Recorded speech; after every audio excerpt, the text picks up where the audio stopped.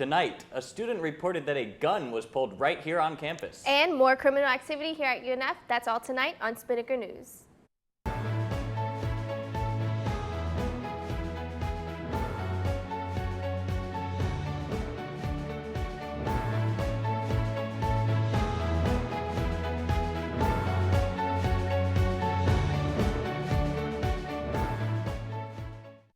Good evening, Ospreys. I'm Patrick Lloyd. And I'm Cassandra Ortiz. You're watching Spinnaker News on Spinnaker Television.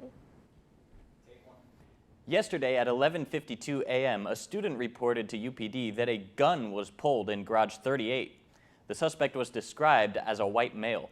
Chief Charles Strudel said UPD interviewed the suspect and the victim and will further investigate this report, but the suspect will not be charged because there were no other witnesses. On October 15th, a student left his backpack on the second floor of the gym and walked down to the first floor. But when he returned, his earbuds, wallet, and hat were all missing. In his wallet was his social security card, driver's license, debit card, and UNF ID. The case is suspended due to the lack of witnesses and evidence. Now, there was a second theft that same day that also involved a backpack. A student left his backpack near a table while he signed in to play football. But when he came back for it, it was also gone. The suspect is still at large and there are no witnesses at this time. The very next day, a student left his skateboard outside of the cafe at Osprey Commons while he went inside to eat, but when he returned just 15 minutes, it was gone. The skateboard was blue with red wheels and a 4th of July penny model valued at $90. And in more theft news, on October 15th, a student reported her parking decal stolen. She said that she had last observed her decal on October 10th, and unfortunately for her, the decal was valued at $140. Also, on October 17th, a professor's parking pass was stolen from her car.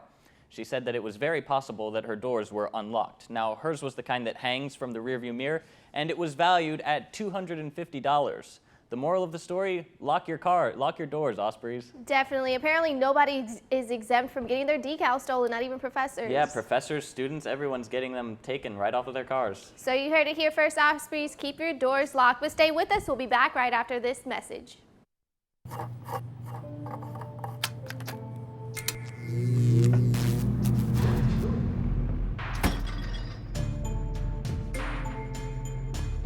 Traditional light bulbs actually generate 9 times more heat than light.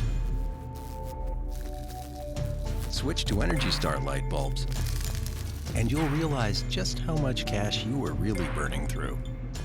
Saving energy saves you money. Learn more at energysavers.gov. Welcome back, Ospreys. This is Spinnaker News. I'm Cassandra Ortiz. And I'm Patrick Lloyd. Let's get you caught up with weather and toss it over to Tabitha. Thanks, guys. What's going on, Ospreys? I'm Tabitha Louie here with your weather update. I have to say, I'm loving being an Osprey. I wish I switched campuses sooner because things have been so beautiful here, especially with this cooler weather we're having. And tomorrow is no exception. You can expect mostly sunny skies and for the air to have a nice and crisp breeze to it. There is a northern wind stirring things up 7 to 15 miles per hour, so we can definitely expect a beautiful cool day. When Friday night rolls in, we can still be feeling that northern wind blowing in around 6 to 9 miles per hour. And for those of you frolicking about the campus tomorrow, take a jacket along or be prepared to bear those wicked chilly winds. I'm really excited for this transition into the next week. We can expect spectacular sunny skies and cooler, more enjoyable temperatures. The only day you may want an umbrella is on Tuesday, when the chance for showers is 20%. As we look to the radar, Ospreys, there is not a single sprinkle of showers. Why has the weather thermostat been turned down so quickly? Well, we can thank the cold front for that. It is moving from across the eastern United States and will be bringing with it the coldest weather of this fall season. So it just might be the time to cuddle up to your fleece blankets. Let's go ahead now and see what's in store for the rest of the week with the 5-day forecast. All right, guys, as we delve in for a closer look, you can see this week will be in the mid-70s overall until Tuesday, when the temperature will climb to 77, which still is a major improvement. The lows, however, do change up throughout the week. Friday and Saturday, the lows will be in the lower 50s and then climb from the mid-50s to the mid-60s by Tuesday. With all of this crisp fall air blowing its way in, we can all be excited for what comes with it. Halloween is creeping up. In case you're a bit of a procrastinator like myself and still haven't carved a pumpkin, next Wednesday is your best shot to do it. Get to the green anytime between 10 and 2 o'clock where there are free pumpkins and tools provided.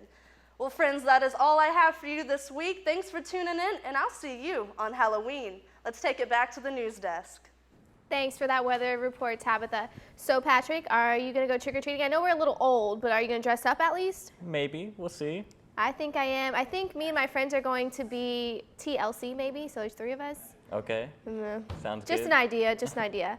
All right, in other news, 1 sign is down and 2 trees damaged near Building 57 after a vehicle ran into them, causing $850 worth of damage. Skid marks were found leading up to that sign. The damage to the sign cost about $750. The damage to the trees, not so much, $100. But at this time, there are still no witnesses and no suspects. If you know anything about this case, you're asked to call UPD. Well, we all know that the government shutdown affected many people negatively, and unfortunately, one of those affected was UNF marine biology professor Dr. Julie Richmond.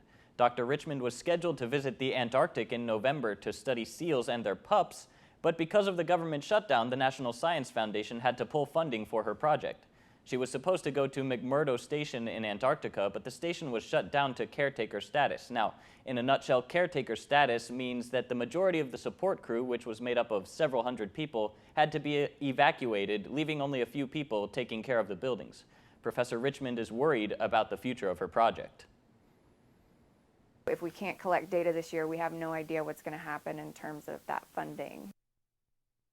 The government shutdown ended on October 16th, and McMurdo Station was reopened. Unfortunately, though, it's still possible that Dr. Richmond might not be able to go until next year. All right, Ospreys, let's get you caught up with sports and toss it over to Josh Brannick.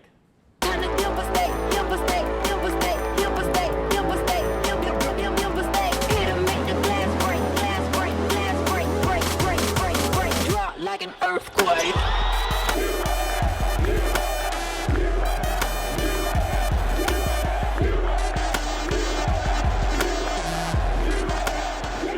Good evening, Ospreys. I'm Josh Brannick here with your sports update. It's going to be a big weekend for a few teams looking to gain their way into postseason play. We'll start off on the grass where the UNF women's soccer team will be playing 2 matches in hopes to keep its season alive. The Ospreys will try to declaw the Mercer Bears tomorrow at 7 p.m. And on Sunday, the team will look to fly higher than the Owls at Kennesaw State in the team's final game of the season at 1 p.m. Both games are at home, but instead of taking place down the street, the team will be here at UNF to play in the first game at Hodges Stadium this school year. The team is currently 2 points behind 6th place Lipscomb for the final spot in the playoffs. Now, staying on the pitch, the UNF men's soccer team won't get to see the grass of Hodges this weekend as they hope to be making up some ground as they head to Macon, Georgia on Saturday. The team will play Mercer at 7 p.m. The Ospreys are currently in last place in the ASUN with 1 point in conference play, but they sit just 3 points, or 1 win away, from 3 teams that are tied for 6th place. There's still 4 games left to play, so the team has a little bit more time than the women. Going to where the grass doesn't grow, or at least where you would hope it would, the UNF volleyball team is coming off of 2 straight losses as it prepares for 3 games in 4 days. The Ospreys will start the slate taking flight as they head to Nashville to take on the Lipscomb Bison tomorrow at 7:30. On Saturday, the team will head to the Commonwealth State as they take on Northern Kentucky at 3. The team has 1 day of rest before coming home to host the Eagles of FGCU on Monday at 6. The team sits in 6th place with a game in hand and a half-game lead on the 7th place Kennesaw State Owls. Going into the waters of the Andy W. Sears Jr. Pool at the UNF Aquatic Center, Monica Rice put on a diving expedition this weekend during UNF's meet against FIU. Rice's performance earned her recognition as the top diver in the Coastal Collegiate Swimming Association for the week. This is the second time the Ponta Vedra, Florida native has won the award at UNF and is the second award for a UNF diver this year. Fernando Robes of Sao Paulo, Brazil, won on October 9th. Back to you guys. Well, you know, Josh mentioned about the women's soccer team. They finally don't have to play at Patton Park anymore. They finally get some true home field advantage. Oh, wow. Cool. And it's a beautiful weekend this week. Got some nice weather, so it's definitely good time to go out there. Maybe, you know, cuddle up with somebody special. I Catch say some we good make our women's way out soccer there, action. then. Should be some good stuff. It's their last 2 games of the season. It's must-win games and stuff like that. By the way, I apologize for not going and throwing over to you. I thought we were just kind of connected with one of each other. Oh, so. no, that's okay. We're here. We're We were there. right here. All right, UNF, that's all we have for you tonight. And remember, keep yourself informed with UNFSpinnaker.com. Have a wonderful and safe night, Ospreys. Swoop hard. True.